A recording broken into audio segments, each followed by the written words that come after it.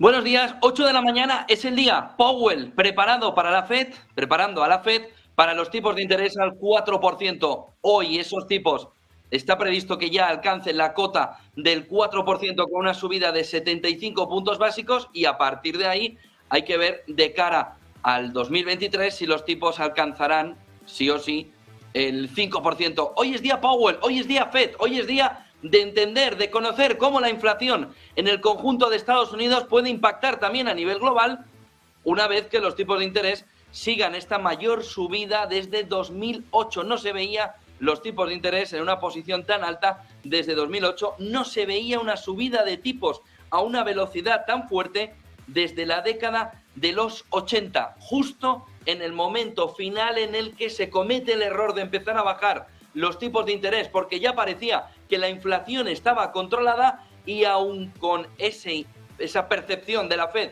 de tener a finales de los 70 la inflación controlada, se bajaron los tipos y la inflación se disparó. Y fíjense porque hay muchas cosas que son parecidas en el entorno actual en torno a cómo está la inflación en estos momentos. La primera de todas es que en aquella época todo lo subvencionado, todo lo que no se dejó correr la inflación tal y como podía golpear al conjunto del mercado, acabó siendo un problema en el medio plazo.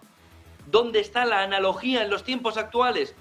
En lo que quiere hacer Europa, invirtiendo, emitiendo 200.000 millones, por ejemplo, Alemania, en el conjunto de Europa, más de 500.000 millones para que el bolsillo del contribuyente, del ciudadano, no note la subida de los precios de la energía. Ojo, porque lo que nos enseña el final de los años 70 es que eso sale caro. Y sale caro porque cuando se percibe que la inflación ya estaba controlada, desbloquear, dejar correr, dejar que los precios suban al ritmo sin la intervención, sin la subvención, sin la anestesia, suele ser muy perjudicial. Aquí a nivel nacional, en España, la principal analogía serían los 20 céntimos en la gasolina como elemento distorsionador de lo que está sucediendo a nivel inflación, a nivel precios en el conjunto español, pero gran parte de Europa sigue cogiendo eso. ¿Cuál es el otro punto? La exención ibérica. ¿De qué manera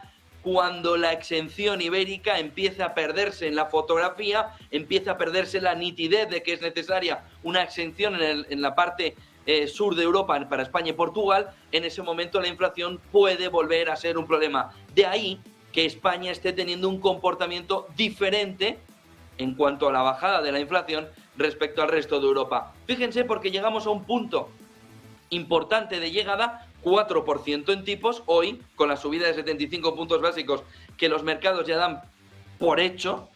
Una vez que se llegue al 4% tendremos los tipos como en 2008, antes de la crisis.